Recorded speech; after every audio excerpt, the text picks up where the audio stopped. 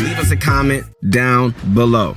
Now, in case you've been living under a rock, triple edits are where you ramp up, place a floor and cone, edit through them, then build a wall and edit through that. All right, so it's 3 edits in what seems like one swift move. Pretty mind-blowing stuff, man. The first time you see it, it is so dope, but its purpose is to ensure you always have a forward path that can't be blocked off by enemies. And you might find it useful for high ground retakes, ramping out of a box that's being pressured, and really any time during a build battle to prevent any potential blocks from occurring, all right? So before we start, everything we're going to go over can be practiced on a regular creative island. But for the sake of convenience and some handy features that are going to improve your editing speed, we're going to get into that later. I suggest you use Crank Simulator by Immature Gamer. Okay, my friends, let's learn triple edits. I don't know about you, but I'm ready to do this. Here we go. First, we need to start with the fundamentals. So step 1 is to begin with floor edit drills, all right? Ramp up, attach a floor above you, and edit through it. All right, that's pretty basic stuff. As for how you edit the floor, you can choose between a 1 or 2 tile edit, both having their own advantages.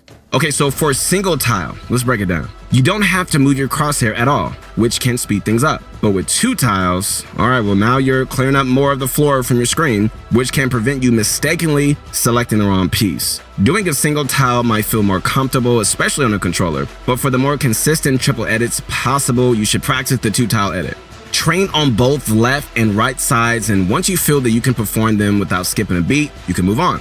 Now, real quick, every season that goes by, the competitive scene just gets better and better. So what we did is assemble a group of professional coaches catered to help you guys improve your mechanical skill drastically, all right? They're going to teach you discipline and the fundamentals needed to take your game to the next level. So go visit proguys.com as soon as you can today. All right, so for the next step, we're going to be working on double edits. Again, you're going to repeat ramping up and placing a floor, but this time, follow up with a pyramid and edit through both pieces. So check it out. For the pyramid, you can select 1 or 2 tiles. Again, there's really no real benefit to the 2 tile edit here, but in the end, you can choose which one you prefer. Now, a lot of people still struggle with double edits, and the main reasons are, either their timing is off or because they switched to builds too early. In both cases, if you feel like you're continually getting stuck, do yourself a favor and just take it slow, all right? Seriously, practicing at walking speed. Crouch if you have to, or if you're on the Crank Simulator, just turn on the half speed button. That's going to give you time to focus on the order you're pressing your binds. Heck, even say them out loud as you hit them. I find that to be a massive help ingraining patterns into my head. So, when it comes to learning building techniques, that's really the most crucial aspect, memorizing the patterns.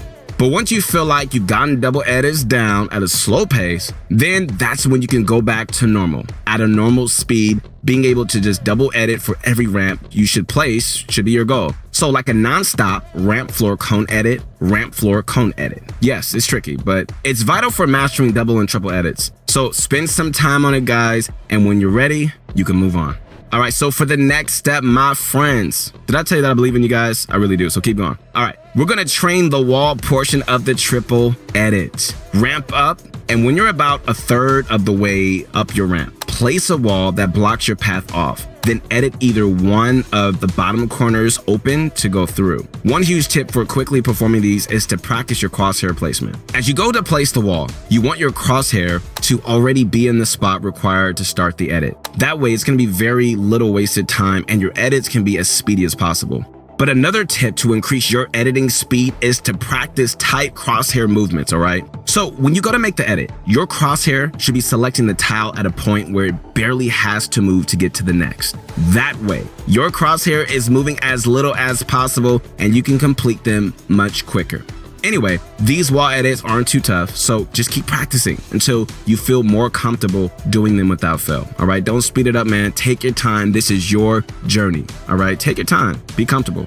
Finally, okay, so it's time for you to put everything together and start doing triple edits now, all right? Ideally, your piece orders should be like this. Ramp, floor, cone, then edit through them, all right? Place a wall and edit through that. After editing through, you can follow up with another ramp or even do something like a quick jump and a 90-degree turn.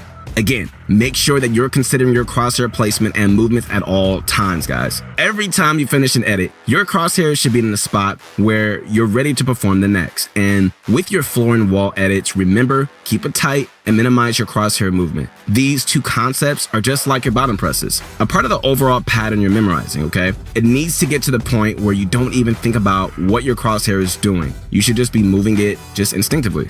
Getting to that point is tough, especially at normal speed. So just like with the double edits, don't be afraid to take it slow. Turn on the half speed modifier and just practice with that until you feel like you've gotten the full pattern memorized, okay? Then when you go back to normal, you feel prepared.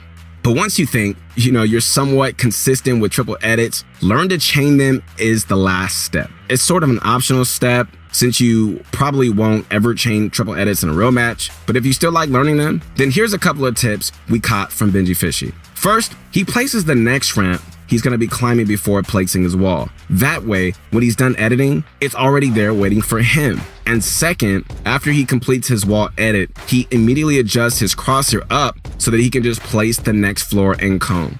Benji's editing skill is so insane, bro. You might even be wondering like how he got to that level. Well, his low ping definitely helps, that's for sure. But a majority of it is really practice. He puts in the time and he really isn't afraid to push himself. And that's what you should be doing, guys. Practice, practice, and more practice, and don't be scared to push yourself. Go for it, man. For example, like one way that you can really push yourself is by using the speed boost on Crank Simulator. By practicing at faster speeds, you're gonna force yourself to make inputs much quicker than usual. Then when you go back to normal speed, things are gonna suddenly feel slower and as a consequence, much more manageable.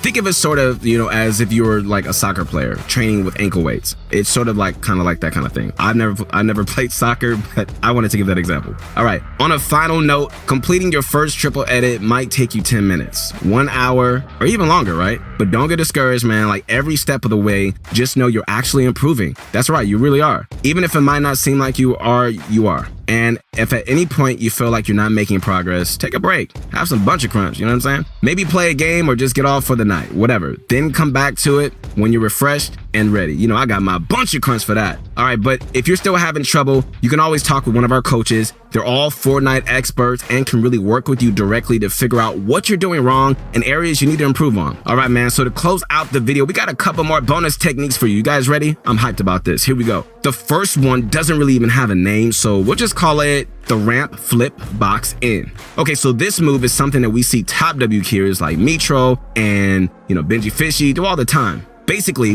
when they ramp rush directly over an opponent, they'll do 3 things. First, place both a ramp and a floor over the enemy. Second, they reverse their ramp and edit open the floor. And third, they place walls to block off the opponent's exit so they can just finish them off. Okay, so as for why you want to do this, if you don't put those walls down 90% of the time, the enemy is going to get away. And that just prolongs the fight. So by doing this, you could just finish your kills more quickly, which is what all of us want, right? But to practice this technique, first load into a creative island, then begin by placing a bunch of ramps one space apart to simulate enemy ramp rushes. And from here, and I mean like right here, all you need to do is just ramp up over them, place a floor, and pull off the rest of the technique. The hardest parts are easily flipping the ramp and aiming low enough to get those walls off. So if you're having trouble, try breaking up the steps to work on them individually, all right? As for how you should edit the floor, it doesn't really matter a lot since speed is the most crucial factor here. But if you have the option, choose the right hand tiles so you can just give yourself the peaking advantage when you go to shoot.